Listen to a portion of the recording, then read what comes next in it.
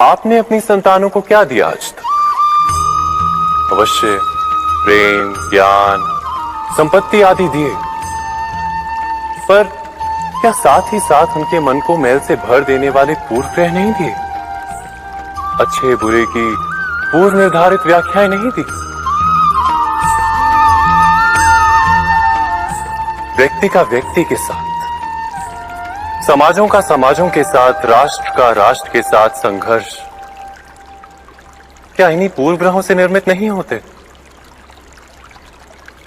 हत्या, मृत्यु, रक्तपात क्या इन्हीं पूर्व ग्रहों से नहीं जन्मते? अर्थात माता पिता अपनी संतानों को जन्म के साथ मृत्यु का दान भी देते हैं, प्रेम के प्रकाश के साथ साथ घृणा का अंधकार भी देते हैं, और अंधकार मन का, हृदय का हो या वास्तविक हो, उससे केवल भय प्राप्त होता है, केवल भय। स्वयं विचार कीजिए।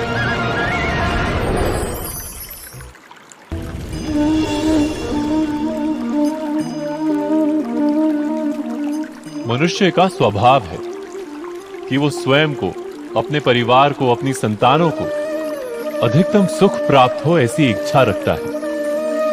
इसी कारण से हम सदा श्रम और कष्ट से अंतर रखते हैं, विश्राम और सुविधाओं को बढ़ाने का प्रयास करते हैं। स्वयं अपने जीवन का विचार कीजिए। क्या ये सत्य नहीं कि हम अपनी संतानों के लिए सदा ही विश्राम और सुविधा का आयोजन करते हैं? पर क्या कभी सोचा है केवल विश्राम से क्या लाभ प्राप्त होता है? केवल सुख और सुविधा जिन्हें प्राप्त हो उनका जीवन कैसा होता है? शरीर जब श्रम करता है तो अधिक स्वस्थ बनता है, बुद्धि भी जब कठिन चुनौतियों का सामना करती है तो अधिक तेजस्वी बनती है। ये हम सबका अनुभव है, पर हम शायद ये भूल जाते हैं कि मन और आत्मा को जब कठिनाइयां प्राप्त होती हैं तब वे भी अधिक बलवान होती हैं। अर्थात जब भी हम अपनी संतानों को श्रम और दुख से दूर रखने का प्रयास करते हैं, क्या वास्तव में उनके सुख का मार्ग बंद नहीं कर देते? स्वयं विचार कीजिए।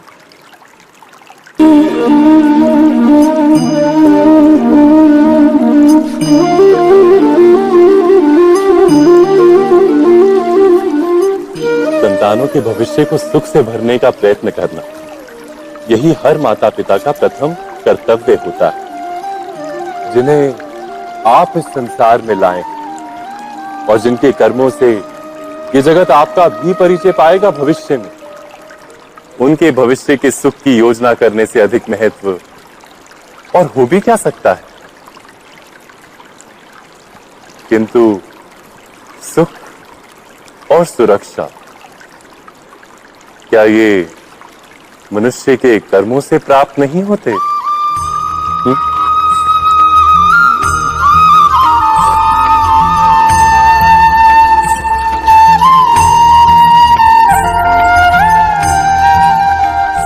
माता पिता के दिए हुए अच्छे या बुरे संस्कार, उनकी दी हुई योग्य अथवा अयोग्य शिक्षा, क्या आज के सारे कर्मों का मूल नहीं? संस्कार और शिक्षा से बनता है मनुष्य का चरित्र। अर्थात माता पिता अपनी संतानों का जैसा चरित्र बनाते हैं, वैसा ही बनता है उनका भविष्य। किंतु फिर भी अधिकतर माता पिता अपनी संतानों का भविष्य सुरक्षित करने की चिंता में उनका चरित्र निर्माण का कार्य भूल ही जाते हैं। वस्तुतः जो माता पिता अपनी संतानों के भविष्य की चिंता करते हैं, उनकी संतानों को कोई लाभ नहीं होता। किंतु जो माता पिता अपने संतानों के भविष्य की नहीं, उनके चरित्र का निर्माण करते हैं, उन संतानों की प्रशस्ति समस्त संसार करता है। स्वयं विचार कीजिए।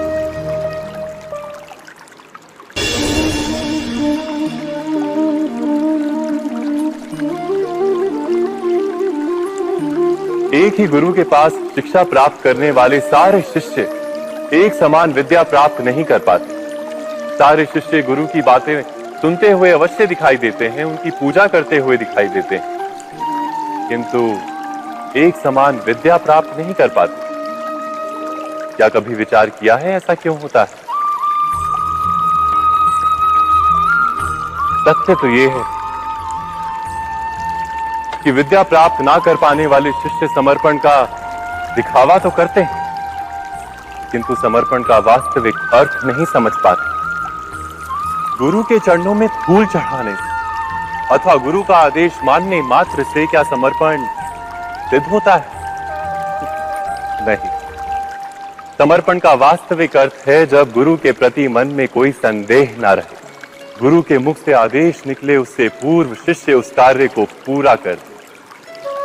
गुरु के विचारों के साथ शिष्य के विचार एक हो जाए। शिष्य जब तक अपने गुरु में ब्रह्मा विष्णु महेश इनके रूप ना देख ले, तब तक उसका समर्पण सत्य नहीं। वास्तव में समर्पण किसी कार्य का नाम नहीं, समर्पण तो हृदय की भावना और मन की स्थिति का नाम है। अर्थात हमारे अज्ञान में क्या दोष केवल हमारे मन का नहीं? स्वयं विचार कीजिए।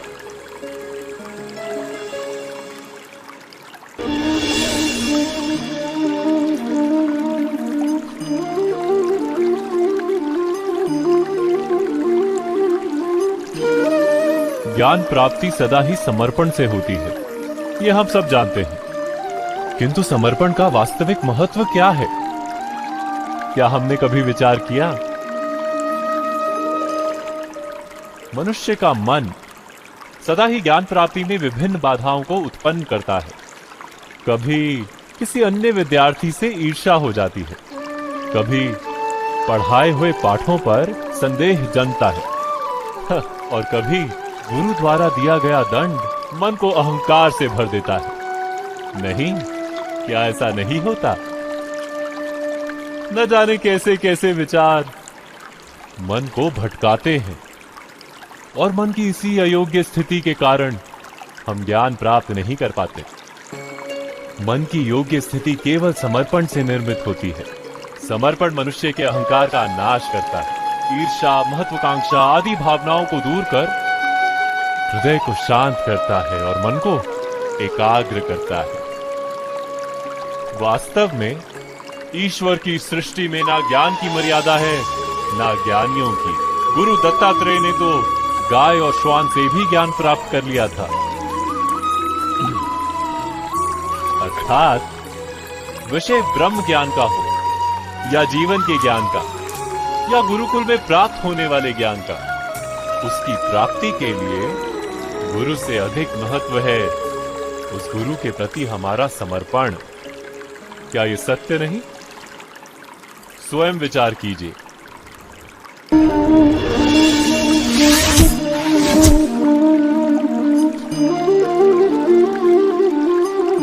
श्रेष्ठता का क्या अर्थ है? श्रेष्ठता का अर्थ है दूसरों से अधिक ज्ञान प्राप्त करना। अर्थात मूल्य इस बात का नहीं कि स्वयं कितना ज्ञान प्राप्त किया, मूल्य इस बात का है कि प्राप्त किया हुआ ज्ञान अन्य लोगों से कितना अधिक है। अर्थात श्रेष्ठता की इच्छा ज्ञान प्राप्ति को भी एक स्पर्धा बना देती है, और स्पर्धा में विजय अंतिम कब होती है?